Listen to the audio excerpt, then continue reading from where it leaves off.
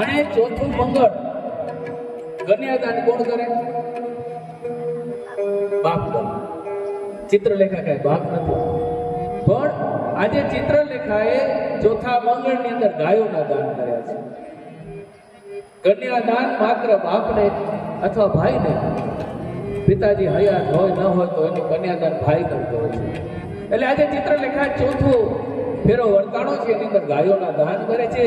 આવી રીતે માળિયાની અંદર 4 મંગલ પૂરા થયા અને માળિયામાં દંપતી આરોગ્ય સંસાર રે, માળિયામાં દંપતી આરોગ્ય સંસાર રે, માળિયામાં ઓખા અનિરુદ્ધ પરણી ગોખ્યા રે, માળિયામાં ઓખા અનિરુદ્ધ પરણી.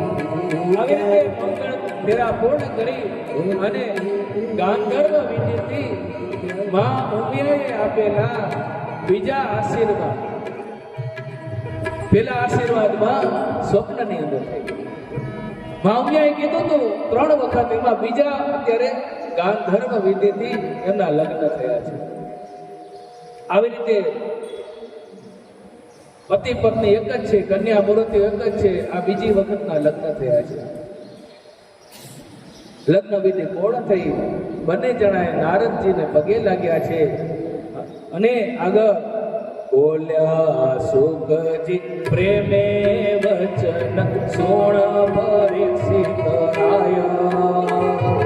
મળીને બેઠી બંને નારે બોલી ચિત્રલેખાયા વર કન્યા તમે સુખે રહેજો ભોજને જાવા જોયા અનાજ બેનું આપે રાય તેમાં ત્રીજો ન પુસાય.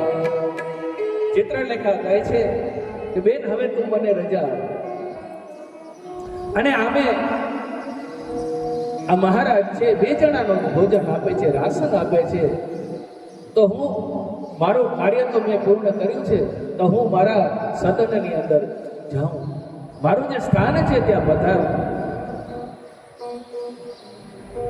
અને આમે હું પ્રધાન પુત્રી છું અને મારું આ બ્રહ્માણીનું ગાત્ર છે અને તારા આ કાર્ય કરવા માટે જ મને પ્રગટ થવું પડ્યું.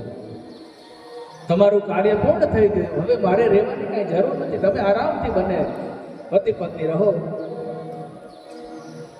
ચિત્રલેખા આ પ્રમાણે રજા માંગે, પણ ઓખા કહે છે કે ના બેન, આપણે ત્રણે સાથે જ રહીશું. ભલે ને રાજા બે જણાનું ભોજન આપતા હોય, મારા પિતા આપતા હોય, પણ આપણે એમાંથી થોડું થોડું ખાઈ લેશું. એવું હશે તો એક ભાગ આ મારા પતિને આપી દઈશું ને એકમાંથી આપણે બંને બહેનપણી અડધું અડધું જમી ને આવી રીતે શાંતિથી રહીશું. ચિત્રલેખા કહે છે કે ના, મારે તો જવું જ પડશે, મારાથી હવે રહેવાય નહીં, મારું કામ પૂર્ણ થયું છે એટલે મારે જવું પડશે. તો બેન, હું તને વચન આપું છું, તું મને જ્યારે યાદ કરીશ ને એ જ ક્ષણે હું તારી સામે આવી જઈશ. તું કોઈ જાતની ચિંતા કરીશ નહીં. તને ક્યારે પણ મારી જરૂર હોય, કોઈ તકલીફ ઊભી થતી હોય તો તું મને યાદ કરજે, હું તરત જ તારી સામે આવી જઈશ.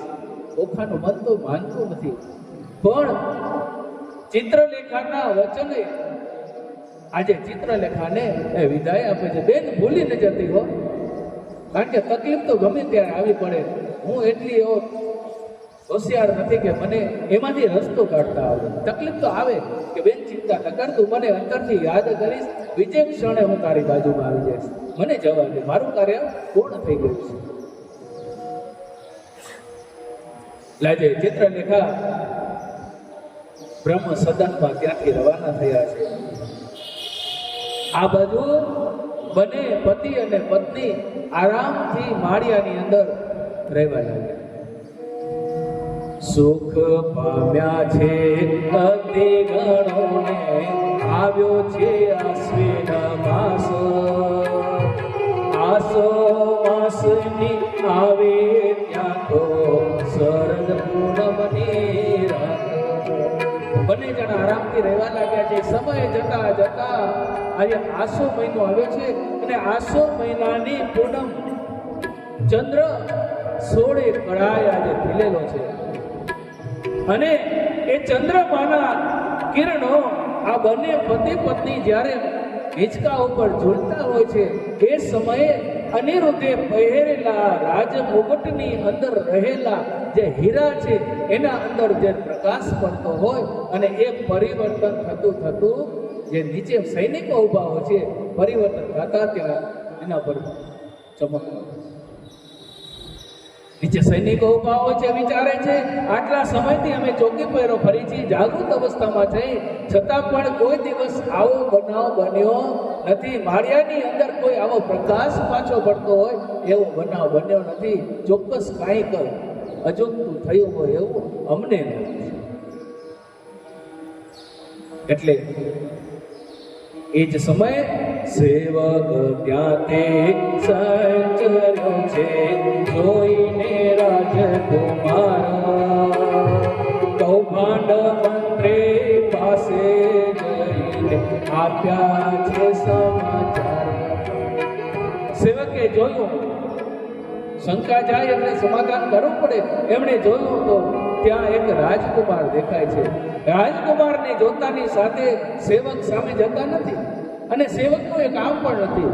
એમનું કામ છે એના ઉપરી અધિકારીને કહેતા, જે પ્રધાન હોય છે એને જઈ અને જાણ કરે કે પ્રધાન, આપણા માળિયાની અંદર અમને કાંઈક અજુગતું લાગે છે. કહેતા નથી કોઈ છે, અમને એવું લાગે છે કાંઈક પણ છે, તમે તપાસ કરો. સેવકોએ આવી જઈને કહ્યું અને એ સમયે